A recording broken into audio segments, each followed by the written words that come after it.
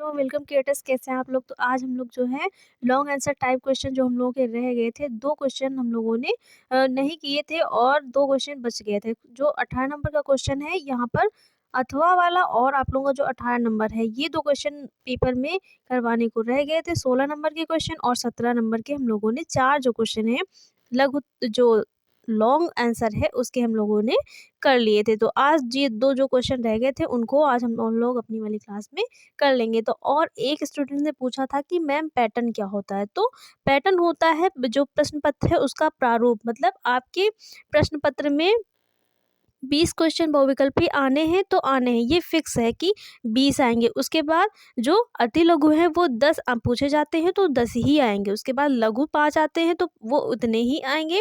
और जो आप लोगों के जो लॉन्ग आंसर होते हैं वो 3 पूछे जाते हैं तो 3 ही आप लोगों को करने होंगे। ये होता है पैटर्न की जो फिक्स पैटर्न है, मतलब जो फिक्स चीज़ें हैं, जितनी आती हैं हर बार उतनी ही आती हैं। और इससे ज़्यादा ऐसा नहीं है कि लॉन्ग इस बार 3 आए और अगली बार जो है 4 आ जाएंगे, ऐसा कुछ नहीं होता है। या फिर बहुविकल्पी इस बार 20 आए और अगली बार 30 कर देंगे। तो ये क्या होता है, ये पैटर्न है कि मतलब जो चीज़ें जितनी हैं और जितने नंबर्स में है वो उतने ही पूछे जाएंगे, उससे आगे पीछे कुछ नहीं होगा। क्वेश्चन, हाँ क्वेश्चन चेंज हो जाएगा लेकिन जो नंबरिंग है वो वही रहेगी। तो ये होता है पैटर्न की जो प्रश्न है उसका, प्रश्न पत्र है आप लोगों का उसका प्रारूप। और मॉडल पेपर भी इसी प्रश्न पत्र पर आप लोगों का आधारित होता है। उसमें भी जैसे आपके एग्जाम में जितने क्वेश्चन जिस तरीके से पूछे जाते हैं और जिस सीक्वेंस से पूछे जाते हैं वैसे मॉडल पेपर में भी कराया जाता है। तो ये होता है पैटर्न की प्रश्न पत्र में कौन से क्वेश्चन कितने हैं और हमेशा वो उतने ही रहेंगे, चाहे ये 2024 का बोर्ड एग्जाम हो, चाहे जो 2022 का हुआ है उसमें आप लोग उसका पेपर उठाकर देखेंगे तो भी आप लोगों को जो चीज़ें हैं, जो क्वेश्चन वो इतने ही मिलेंगे। मतलब जो लॉन्ग आंसर है वो 3 ही करने को आपको वहाँ पर जो 2022 में पेपर आया था उसमें भी मिले थे, और जो 2024 में हुआ था उसमें भी, और जो अभी 2025 में होगा उसमें भी इसी पैटर्न पे आपको क्वेश्चन मिलेंगे। तो पैटर्न क्या होता है, पेपर का जो प्रारूप है, जो क्वेश्चन फ्रेमिंग का जो तरीका है वो होता है पैटर्न। यहाँ तक जो चीज़ें हैं हम लोगों ने समझ ली हैं। अगर और कोई डाउट है तो आप लोग जो कमेंट कर दीजिएगा वीडियो के नीचे, आप लोग को जो आंसर है वो मिल जाएगा। तो जो दो क्वेश्चन हम लोगों के रह गए थे, विकास संचार के क्षेत्र में होने वाली विभिन्न विधियों तथा उनका महत्व लिखिए, ये क्वेश्चन। और आप लोगों का अथवा करके इसमें है जनसंपर्क के कार्य सिद्धांत क्या है विस्तार से लिखिए।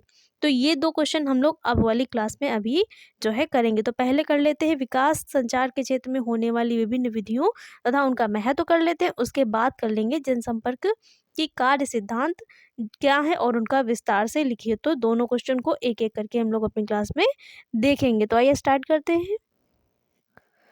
विकास संचार की विधियाँ। तो विकास संचार की विधियाँ क्या है इसको जानते हैं। इस क्षेत्र में विभिन्न प्रकार की विधियाँ उपयोग में लाई जाती हैं। इनमें से कुछ विधियाँ महत्वपूर्ण हैं। तो विधियाँ पूछी गई हैं तो हम लोग विधियाँ ही जो है आंसर करेंगे, क्योंकि ऐसे अगर सारी चीज़ें आंसर करेंगे तो बहुत लॉन्ग आप लोगों का आंसर हो जाएगा और बहुत टाइम लगेगा, क्योंकि क्वेश्चन आप लोगों का 6 ही नंबर का है, 6 नंबर मिलेंगे। तो विधियाँ पूछी गई हैं, जो पूछा जाए एज इट इज़ आपके एग्जाम में, जो क्वेश्चन में जो पूछा जा रहा है डायरेक्ट जो चीज़ें पूछी जा रही हैं बस वही लिखनी है। ज़्यादा आप लोगों को बहुत ज़्यादा कुछ नहीं लिखना है, क्योंकि वहाँ पर एक लिमिटेड टाइम होता है। उसी के अनुसार आपको अपना जो टारगेट है वो बना के चलना है कि इतनी देर मुझे लॉन्ग आंसर को देने हैं और इतनी देर में शॉर्ट आंसर करने हैं, इतने में बहुविकल्पी। तो वहाँ पर आप लोग अपना टाइम सेट कर लीजिएगा कि हमें जो है आधा घंटा जो 20 क्वेश्चन है वो इसको देने हैं, और आधे घंटे में अति लघु करने हैं, आधा घंटा देना है लघु को। उसके बाद जो टाइम बचेगा वो देना है जो आप लोगों के लॉन्ग आंसर हैं उनको करने में देना, क्योंकि लॉन्ग आंसर को करने में ज़्यादा समय लगता है। तो पहली विधि है अभियान। कौन सी है, अभियान। अभियान का तात्पर्य विभिन्न संचार विधियों तथा सामग्री जैसे सभाएं, भाषण, समाचार पत्रों के आलेख पत्रक, पैम्पलेट, पोस्टर, बैनर तथा पूर्व विदित समय के लिए किसी विषय पर प्रदर्शनियों का मिश्रित उपयोग है। यह एक संकेंद्रित तथा अच्छी तरह से आयोजित क्रियाकलाप है। अभियान से जनता में जागरूकता उत्पन्न होती है, क्योंकि यह विशेष प्रकार का संदेश प्रदान करता है। यह व्यक्ति की स्मृति से जुड़कर कार्य करने के लिए प्रोत्साहित करता है। यह सर्वाधिक उपयुक्त कार्य व्यवहार अपनाने के लिए अपेक्षाकृत अनुकूल वातावरण उत्पन्न करता है। तो ये है अभियान। और दूसरा है आप लोगों का रेडियो तथा टेलीविजन। तो रेडियो और टेलीविजन है। रेडियो जिसमें से पहला रेडियो है और रेडियो को हम लोग देखते हैं। रेडियो तथा टेलीविजन सबसे अधिक लोकप्रिय सर्वसुलभ और सुविधाजनक माध्यम है। ये विकास के लिए उपयोग में लाए जाते हैं। पत्रकारिता की अपेक्षा रेडियो प्रसारण को सर्वाधिक प्रभावी माना जाता है, क्योंकि इसके द्वारा प्रसारित संदेश को अशिक्षित समुदाय भी भली भांति समझ जाते हैं, क्योंकि जो रेडियो में चीज़ें प्रसारित होती हैं उसको चाहे शिक्षित समुदाय जाने देखे सुने या फिर जो अशिक्षित समुदाय है वो भी रेडियो द्वारा जो चीज़ें प्रसारित होती हैं उनको बहुत अच्छी तरीके से समझ पाते हैं। इसे टेलीविज़न से भी अधिक उपयोगी माना जाता है, क्योंकि इसे कहीं भी ले जा करके ले जाया जा सकता है और वहाँ पर इसे जो है आसानी से सुना जा सकता है। तो इसीलिए ये टेलीविज़न से ज़्यादा उपयोगी माना जाता है। विशेषकर ग्रामीण क्षेत्रों में जहाँ विद्युत की समस्या भी होती है, ये रेडियो रेडियो एक चल माध्यम, मतलब चल का मतलब होता है एक स्थान से दूसरे स्थान पर रेडियो को आसानी से उठा करके ले जाया जा सकता है। इसलिए ये चल माध्यम, क्योंकि यह कार्य करते समय या आराम के समय में भी श्रोता के पास रहता है। श्रोता जहाँ चाहे, जिस जगह पर चाहे और जिस तरीके से चाहे रेडियो को अपने पास रख करके वहाँ पर जो रेडियो है उसके जो कार्यक्रम है वो सुन सकता है। रेडियो कार्यक्रम समाचार, साक्षात्कार, परिचर्चा, चर्चाएं, नाटक, प्रश्नोत्तरी आदि के रूप में प्रसारित किए जाते हैं। इसके माध्यम से कम समय में विविध प्रकार के विषयों को शामिल किया जा सकता है। मानवीय रुचि के समसामयिक, मनोरंजक तथा तथ्यों तथा कहानियों को नियमित समय के बाद प्रसारित किया जाता है। जनसेवा उद्घोषणा सामान्यतः तुकबंदी के रूप में कार्यक्रमों के मध्य में 10 से 60 सेकंड का संक्षिप्त संदेश होता है। ऐसा करने से सूचना तथा सुझाव प्राप्त होते रहते हैं। इसके अतिरिक्त एक क्षेत्र की आवश्यकताएं एवं समस्याएं दूसरे क्षेत्रों से भिन्न होने के कारण सभी राज्यों के लोग आकाशवाणी पर प्रसारित होने वाले कार्यक्रमों से स्वयं का जुड़ाव महसूस नहीं कर पाते हैं। जैसे महाराष्ट्र राज्य के रेडियो स्टेशन से मराठी भाषा में प्रसारित होने वाले कार्यक्रम कर्नाटक या तेलंगाना के सीमावर्ती क्षेत्रों में सुनने वाले लोगों की समझ में नहीं आते। मतलब इसके अतिरिक्त तो कुछ लाभ भी होते हैं रेडियो के, इसके अलावा कुछ हानियाँ भी हैं। जैसे कि एक स्थान विशेष पर रहने वाले जो लोग होते हैं वहाँ पर, जैसे महाराष्ट्र के जो रेडियो स्टेशन से मराठी भाषा में प्रसारित होने वाले जो कार्यक्रम है वो महाराष्ट्र के लोग नहीं समझ पाते हैं, क्योंकि वो समझ जाते हैं क्योंकि वो महाराष्ट्र के लोग हैं और वहाँ पर मराठी भाषा बोली जाती है। इसलिए महाराष्ट्र के लोग मराठी भाषा के जो प्रसारित होने वाले कार्यक्रम है वो समझ जाते हैं। लेकिन जो मराठी भाषा में प्रसारित होने वाले कार्यक्रम जो कर्नाटक और तेलंगाना के सीमावर्ती क्षेत्रों में रहने वाले लोग सुनते हैं, क्योंकि वहाँ पर उनको मराठी भाषा नहीं आती है, वहाँ कर्नाटक में कन्नड़ बोली जाती है, तो वो मराठी भाषा में जो प्रसारित होने वाले कार्यक्रम है उनको समझ नहीं पाते, क्योंकि उनकी जो भाषा होती है वो वहाँ पर बदल जाती है कार्यक्रम की। इसलिए वहाँ पर ये जो कार्यक्रम है वो भाषा के माध्यम से एक प्रकार की समस्या जो है उत्पन्न कर देते हैं। ऐसी कई समस्याओं को देखते हुए तथा संचार माध्यम के रूप में रेडियो की लोकप्रियता के कारण आकाशवाणी ने एक नए प्रारूप की शुरुआत की थी। इस प्रारूप को स्थानीय रेडियो या समुदाय रेडियो कहा जाता है। एक सीमित क्षेत्र में प्रसारण के कारण ऐसे रेडियो स्टेशन की स्थापना में काफ़ी कम लागत आती है और यह स्थानीय लोगों द्वारा ही चलाया एवं नियंत्रित किया जाता है। समुदाय रेडियो का सबसे बड़ा लाभ यह है कि इस पर प्रसारित किए जाने वाले कार्यक्रम स्थानीय भाषा में तथा जनहित के मुद्दों से जुड़े होते हैं। इसके माध्यम से कार्यक्रम स्थानीय विकास के कार्यक्रमों को गति प्राप्त होती है। स्थानीय मुद्दों के प्रसारण के कारण यह स्थानीय व्यक्तियों को इनसे संबंधित कार्यक्रमों में भाग लेने, अपने विचार रखने तथा अपनी प्रतिभा प्रदर्शित करने के अवसर भी प्रदान करते हैं। सामान्य अर्थों में स्थानीय रेडियो उस क्षेत्र के लोगों की आवाज़ बन जाती है। स्थानीय रेडियो की सफलता ने आज युवकों के लिए विकास, संचार तथा पत्रकारिता के क्षेत्र में जीविका के कई नए अवसर उपलब्ध करा दिए हैं। समुदाय रेडियो प्रसारण उद्योग के क्षेत्र में जीविका के कई नए अवसर प्रदान करने के साथ साथ सामूहिक सौहार्द स्थापित करने, स्थानीय लोगों की सहभागिता बढ़ाने, स्थानीय जनहित के मुद्दों पर जागरूकता बढ़ाने जैसे अनेक महत्वपूर्ण आयाम अर्जित किए हैं। समुदाय रेडियो की लोकप्रियता को देखते हुए सरकार ने कई शिक्षण तथा गैर सरकारी संस्थाओं को स्थापित करने की आज्ञा प्रदान की गई है। इसके कुछ महत्वपूर्ण उदाहरणों में दिल्ली विश्वविद्यालय, FM वनस्थली और विद्यापीठ, राजस्थान स्वनियोजित महिला संस्था सेवा गुजरात आदि हैं। एडुसेट क्या है इसको समझते हैं। तो सितंबर 2004 में भारत ने अपने शिक्षा उपग्रह, तो एडुसेट क्या है, एक शिक्षा का उपग्रह है और इसका प्रमोशन किया था। किसने किया था? भारत ने किया था। और ये जो भारत का शिक्षा का उपग्रह है, जो एडुसेट है, वो भारत का शिक्षा का उपग्रह है और इसका जो प्रमोशन है वो 2004 में सितंबर में किया गया, जो पहला भारतीय उपग्रह था। और सबसे पहला जो भारतीय उपग्रह है वो एडुसेट ही है, जिसे केवल केवल शिक्षा के क्षेत्र की सेवा के लिए निर्मित किया गया है।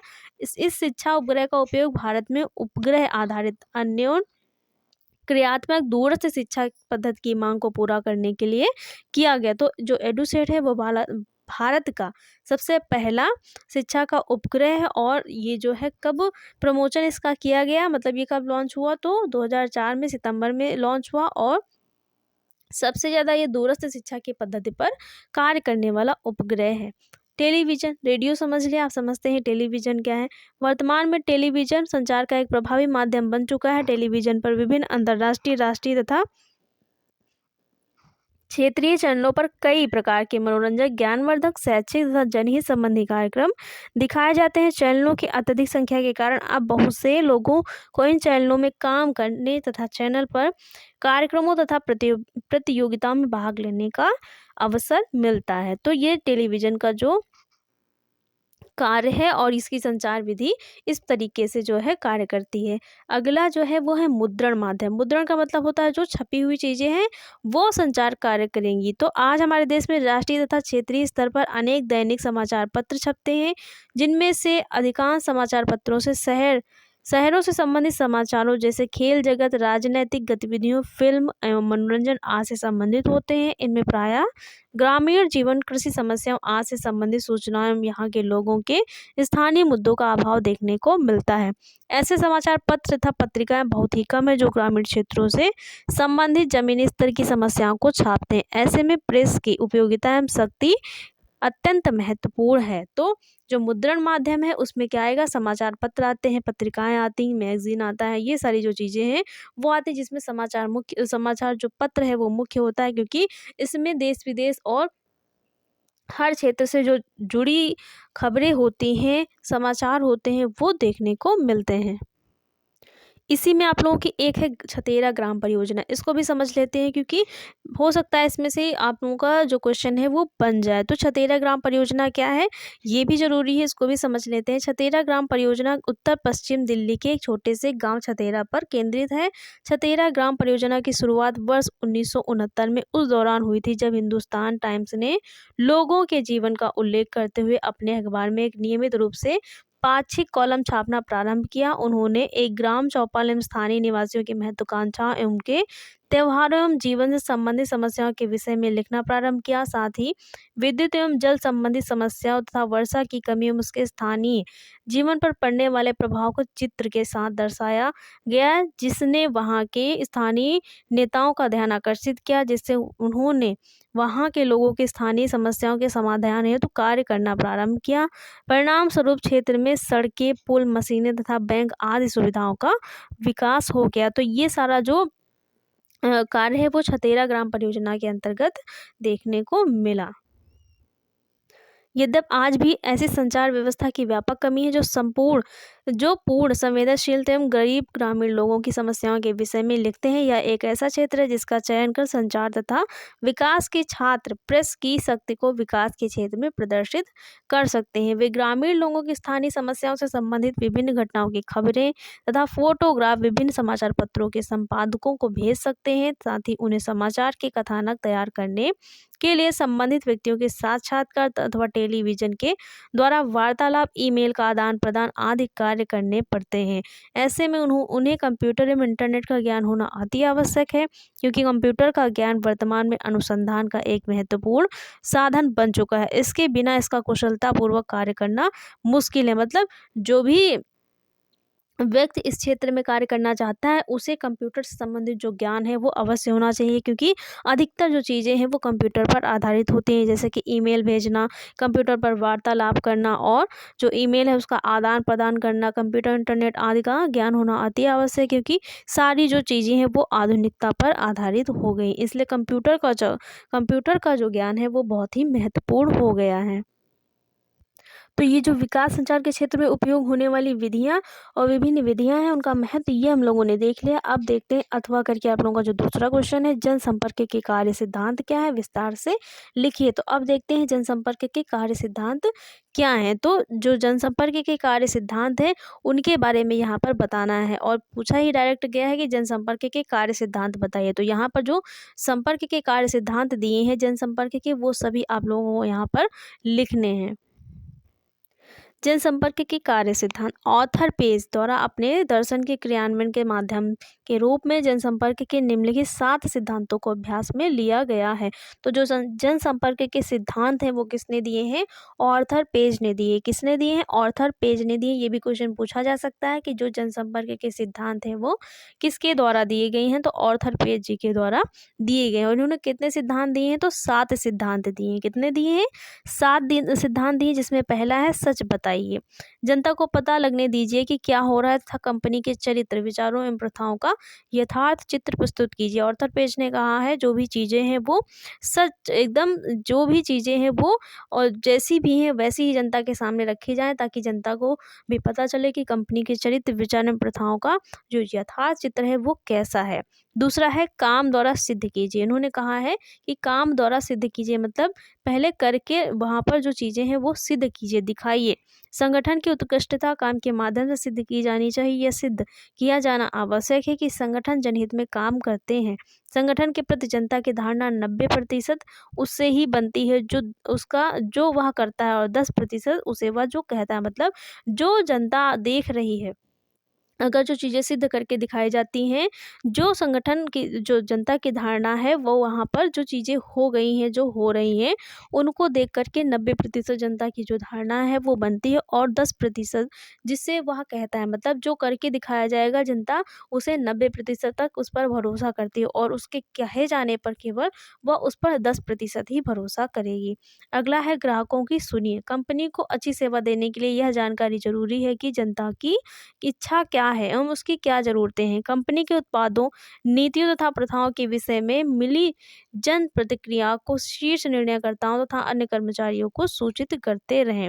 अगला है आने वाले कल के लिए प्रबंधन कीजिए। तो जो आने वाला कल है उसके लिए पहले से ही क्या करना चाहिए? अरेंजमेंट करना चाहिए। जनता की प्रतिक्रिया का पहले ही अनुमान लगाइए तथा परेशानी में डालने वाले कारकों को हटा दीजिए। प्रतिष्ठा बनाकर रखनी चाहिए। आने वाले कल के लिए प्रबंधन कीजिए। मतलब जो आने वाला कल है, जो आने वाला समय है, उसके लिए पहले से ही क्या करना, जो सारी चीज़ें हैं उनको जो है व्यवस्थित तरीके से पहले ही रखना चाहिए। अगला है जनसंपर्क को इस तरह संचालित कीजिए जैसे कंपनी उस पर निर्भर करती है। मतलब जनता के साथ इस प्रकार से संपर्क बनाइए जैसे कि जनता जो है वो कंपनी के में बहुत महत्वपूर्ण भूमिका निभाती है। तो जनता के साथ संपर्क बहुत ही महत्वपूर्ण है। निगमित संबंध एक प्रबंधकीय कार्य है। किसी भी निगमित नीति को यह जाने बगैर कि उसका जनता पर क्या प्रभाव पड़ेगा लागू नहीं करना चाहिए। जनसंपर्क व्यावसायिक एक नीति निर्माता होता है जो विभिन्न प्रकार की निगमित संप्रेषण गतिविधियों को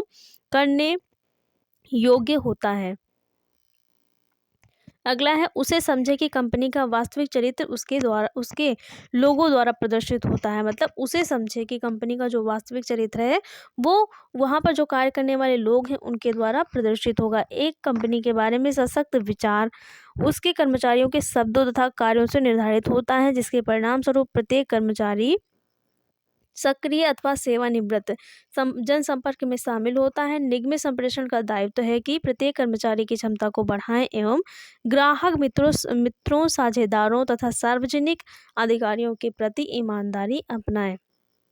और लास्ट सिद्धांत है आप लोगों का शांत, धैर्यवान और प्रसन्नचित्त रहिए। मतलब किस प्रकार से रहिए? शांत रहिए, धैर्यवान रहिए और प्रसन्नचित्त रहिए। जानकारी और जनसंपर्कों के दृढ़ तथा तार्किक ध्यान के साथ अच्छे जनसंपर्क का आधार तैयार कीजिए। वर्तमान के विवादास्पद 24 घंटे के समाचार चक्रों और अत्यधिक संख्या में निगरानी रखने वाले संगठनों के रहते हुए यह कठिन कार्य हो सकता है, परंतु जब संकट सामने आता है तो चित्त स्थिर वाले व्यक्ति ही सर्वश्रेष्ठ संप्रेषण करने में सक्षम हो पाते हैं। मतलब अगर कठिनाइयों से कौन व्यक्ति लड़ पाएगा? जो समस्याएं एकदम से सामने आएंगी उनसे कौन लड़ पाएगा? जो व्यक्ति शांत होगा, धैर्यवान होगा और प्रसन्नचित्त होगा। तो इन सारी समस्याओं का समाधान करने के लिए जो कर्मचारी हैं, जो प्रबंधक है, उनको कैसा होना चाहिए? जनसंपर्क और जनसंचार के लिए शांत होना चाहिए, धैर्यवान होना चाहिए और प्रसन्नचित्त रहना चाहिए। तो ये सारी चीज़ें हैं आप लोगों का जो क्वेश्चन पेपर 2024 का है आज पूरा कंप्लीट हो गया। हम लोगों ने सारे क्वेश्चन A to Z एक क्वेश्चन जो है विद आंसर पूरा जो हम लोगों ने है वो सॉल्व कर लिया है। तो यहाँ से बहुत सारी चीज़ें आप लोगों को समझ में आई होंगी कि किस प्रकार का आप लोगों का जो पैटर्न है वो आने वाला है क्वेश्चन पेपर का, और किस प्रकार का जो क्वेश्चन पेपर है वो आप लोगों को एग्ज़ाम में देखने को मिलेगा, किस प्रकार के क्वेश्चन उसमें पूछे जाएँगे। तो ये सारी चीज़ें बहुत इंपॉर्टेंट हैं। अगर आप लोगों ने इसके पहले की क्लासेस नहीं देखी हैं, पूरी आप लोगों को थ्योरी क्लास समझनी है, तो प्लेलिस्ट में जाइए, विज़िट करिए। आप लोगों को हर चैप्टर की, हर टॉपिक की एक-एक डिटेल क्लास मिल जाएगी, जहाँ पर बहुत अच्छे से आप लोगों को बहुत ईज़ी लैंग्वेज में बहुत ईज़ी मैनर में जो है चीज़ें समझाई गई हैं। तो अगर अब भी आप लोगों को कुछ समझ में नहीं आ रहा है, तो प्लेलिस्ट में जाइए, सारी चीज़ें आप लोगों को वहाँ पर फ्री में प्रोवाइड की गई हैं। पूरी बुक आप लोगों को एक-एक चैप्टर वहाँ पर करवाया गया है, एक-एक टॉपिक करवाया गया, और सारी चीज़ें एनसीईआरटी बेस्ड हैं। तो आपके एग्ज़ाम में सारी चीज़ें आएँगी बिल्कुल, वहीं से पूछी जाएँगी। तो अगर क्लास अच्छी लगी हो तो वीडियो को लाइक, शेयर और चैनल को सब्सक्राइब करिएगा। Thanks for watching.